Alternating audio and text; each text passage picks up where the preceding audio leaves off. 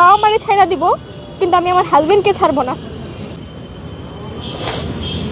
অনেকে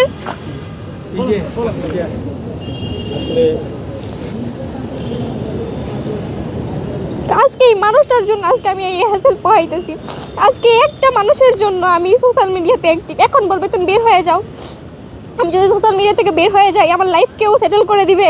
আমার লাইফ সুন্দর হবে? আমার নামে যে বদনামগুলো দিছে এগুলো মুছে যাবে? হ্যাঁ, আমার যে একটা পরিস্থিতি আইনা ছুঁড়া ফালাই দিছে, কেউ একটা মানুষ বুঝলো না যে মেয়েটারে কোন পরিস্থিতি ছুঁড়া ফালাই দিছে মেয়েটারে। আমি তার বিষয়ে কথা বলতে চাই না, আমি আমার নিজের বিষয় নিয়ে কথা বলতেছি যে আমার সাথে অন্যায় করা হয়েছে, ভবিষ্যতে কোন শাসন করে ঘরে ঢুকাইবে, এরকম আমার বাবা মা। তো এখন আমার ভাগ্যটা ছিল আমি বাবা মার কথা না শুনলে এরকমই হয়।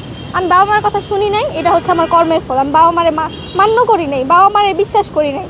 যদি বিশ্বাস করতাম যে আমার বাবা মারে ভালো জায়গায় বিয়ে দিবে, আমি সেখানে গিয়ে সুখী হব, তাইলে আমার লাইফে এটা হইতো না। দুইটা অ্যাক্সিডেন্ট নিয়ে আমি নিজের ভুলে করছি, আমার বাবা মার দোষ নাই।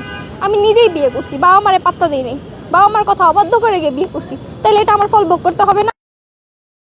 কাউরে বিশ্বাস করা যাবে না। এখন হচ্ছে একটা ছেলে আইসা বলল যে তোমার জন্য আমি সব করব, তুমি পরীক্ষা দিতেছো, আমার বিয়েটা কিন্তু আমার পরীক্ষার সময়, তুমি পরীক্ষা দিতেছো, তুমি টেনশন করো না, আমি তোমারে আমার বাসার থেকে বাইকে করে নিয়ে দিয়ে যাব। তোমার বাবা মা যদি না মানে, আমি তোমার পরীক্ষার হলের সামনে রুম ভাড়া নিয়ে তোমার পরীক্ষা দেওয়াবো।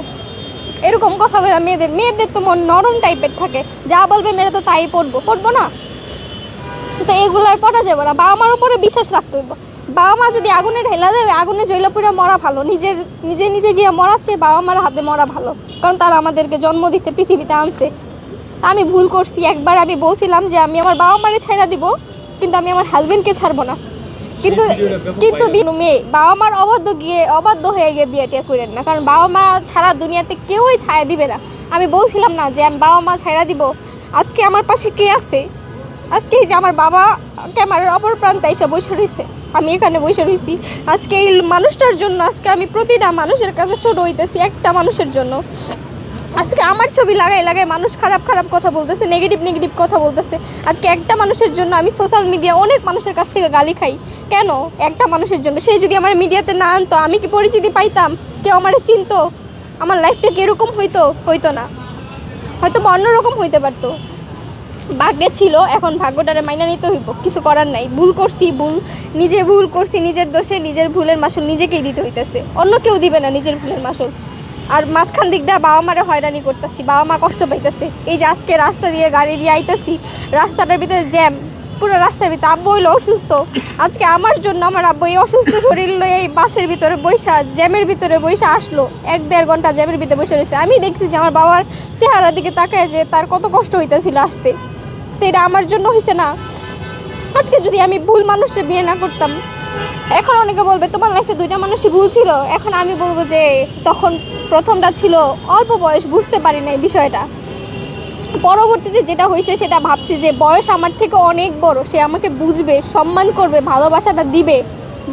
তার একটা ছেলে ছিল, সে বুঝতে পারবে যে ভালোবাসবো, তারে ছাড়া যাবে না। আমার একটা ছেলে আছে, সে আমার ছেলের আদর করলে আমি তাকে ভালোবাসবো। এই কথাটা কিন্তু ভাই আমি বলছিলাম, আপনি একদিন সাক্ষাৎকার নিছিলেন, আমি কিন্তু বলছিলাম যে আপনি প্রশ্ন করছিলেন যে তুমি কেন তাকে বিয়ে করছো, তখন আমি বলছি যে তার একটা ছেলে আছে, আমি যদি তার ছেলেকে ভালোবাসি সে আমাকে ভালোবাসবে, এর জন্যই আমি তাকে বিয়ে করছি।